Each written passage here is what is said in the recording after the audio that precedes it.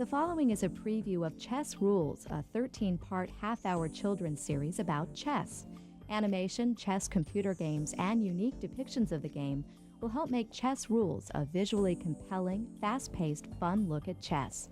Chess Rules will be hosted by Gabriel Schwartzman, one of the youngest international grandmasters in the world and an experienced coach and teacher of young players. Gabriel attained chess's highest ranking of grandmaster at age 17. Now 20, he may someday be a contender for world chess champion. Gabriel hosted his own TV chess series in his native Romania before coming to the United States.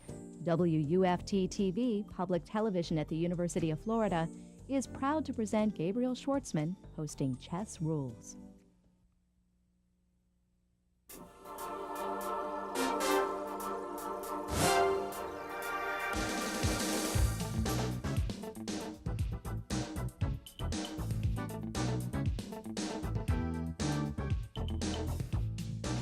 I really like chess because I think it's a great place to try out strategies. It gives you a chance to challenge your ingenuity.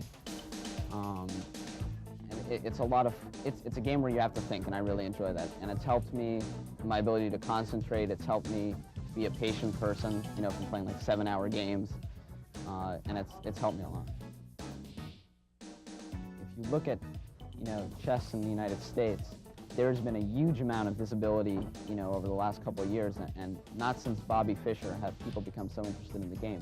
You know, America traditionally is more interested in, you know, physical sports, but I think that we're beginning to recognize what mental sports like chess can do, both in our schools and for, you know, the country.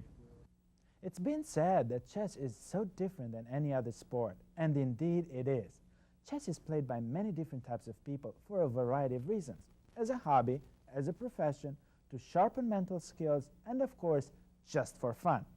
And our program will be for and about the fastest growing group of chess players, kids. Well, in the United States, chess is growing by leaps and bounds. For instance, the United States Chess Federation, the organizing body for chess here in the United States, over half of the members of that organization are now scholastic players. The world champion Garry Kasparov has called the United States the last great frontier of untapped chess. I think chess teaches some very valuable qualities. It teaches self-discipline. It improves your sense of fantasy, logic, and I believe that it's a very important game to understand sense of responsibility. In the game of chess, you are on your own from the very beginning, and it's absolutely nobody to blame for your mistake. If you played well, you deserve to win. If you made the mistake, you're out. These are the many expressions of chess champion Garry Kasparov as he went up against IBM's supercomputer Deep Blue. In 1996, Kasparov defeated Deep Blue in what Garry described as one of the most difficult matches of his career. This year, it was a different story. Facing a much improved Blue, chess champion Kasparov lost. And what's to be made of a machine beating the best man at chess? Well, there is still hope for mankind. Deep Blue has yet to play a woman. There's a lot of good women, you know, everyone underestimates us and they get wowed whenever we play someone. I think mainly the reason most girls don't play chess is because it's not very popular. I mean, it's not the cool thing to do. It's more just like a geek thing to do. That's what most people think now, you know, but it's not true. The main thing that we focus on is to visualize, like in chess, you visualize 3 moves ahead, visualize when you get out of school.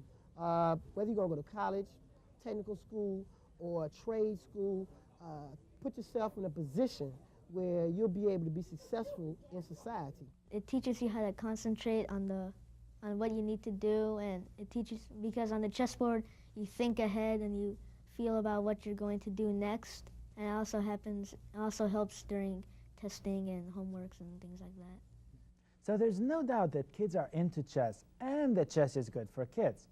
Here's a quick taste of what our series will have in store as I explain to kids how to set up the pieces.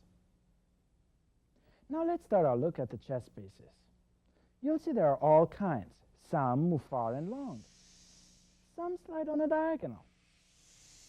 Some can move just one square, and some can even jump over others. Some look like horses, some look like castles. There are kings and queens but I'm getting ahead of myself. Okay, guys, get off my board now. Thank you. Let's begin with where they sit at the beginning of the game. At each of the four corners of the chessboard, there is a piece that looks like a castle. But it's not called a castle. That's something else in chess. Each of these pieces is called a rook. Look at the black rooks. They are directly opposite the white rooks. In the beginning position, each side is set up just like the other side. So the good news is you only need to remember how one side is set up and then copy it on the other side. Now, if you love animals, this next piece is for you.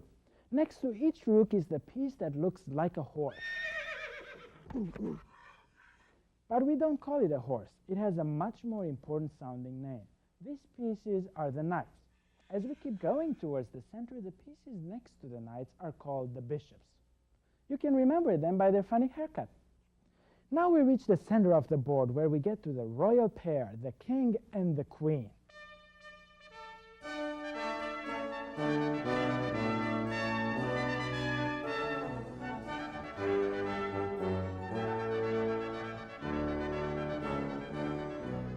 Thank you for such a splendid entrance. Both sides have two rooks, two knights, and two bishops, but only one queen and one king. So how do we know where to set up the king and the queen? Well, you could say that the king is on the right, but you'd only be half right, because if you turn the board around, the black king is on the left side.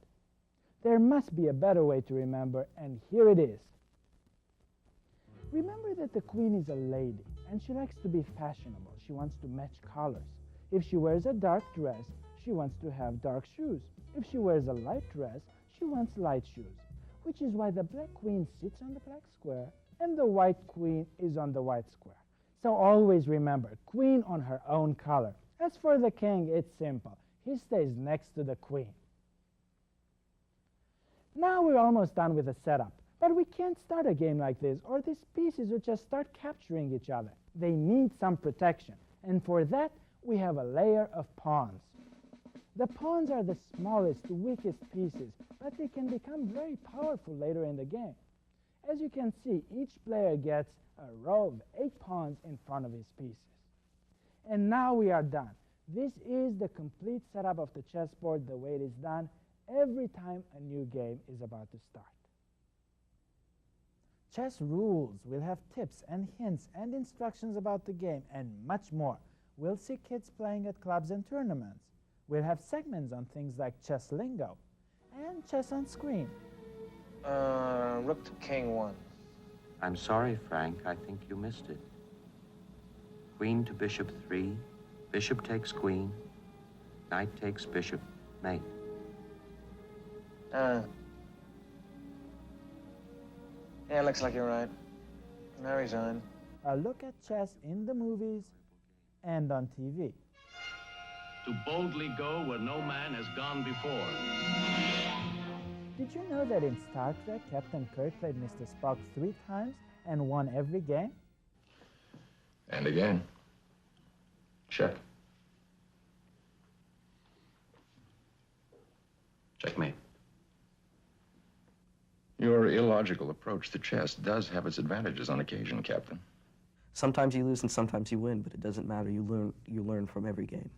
What more would we want out of a middle schooler than to be responsible for their actions? And the earlier they learn that they are responsible, then the better citizen that child's going to be. And that's what chess teaches. It teaches responsibility. The most famous player of all time is Bobby Fischer, who became world champion, disappeared for 20 years, and is known for saying, "All I want to do, ever, is to play chess." I was always very fond of Bobby. From the time he was 10 years old. He used to pull me by the pants, you know, and always said the same thing, "Wanna have a game." Those were his words, "Wanna have a game." He wouldn't say, "Would you like to play?" or something like that. "Wanna have a game." After watching our series, kids everywhere, whether they never played before or are budding masters, will be wanting to have a game. I'm Gabriel Schwartzman, and I'll be seeing you on Chess Rules. Well, I think that every chess game is like an incarnation, and every new game is like a reincarnation, and you learn from your mistakes. And in a sense, you are punished if you don't learn from those mistakes, and you're bound to repeat those mistakes again. So I think that there is a type of self-correcting process by playing the game.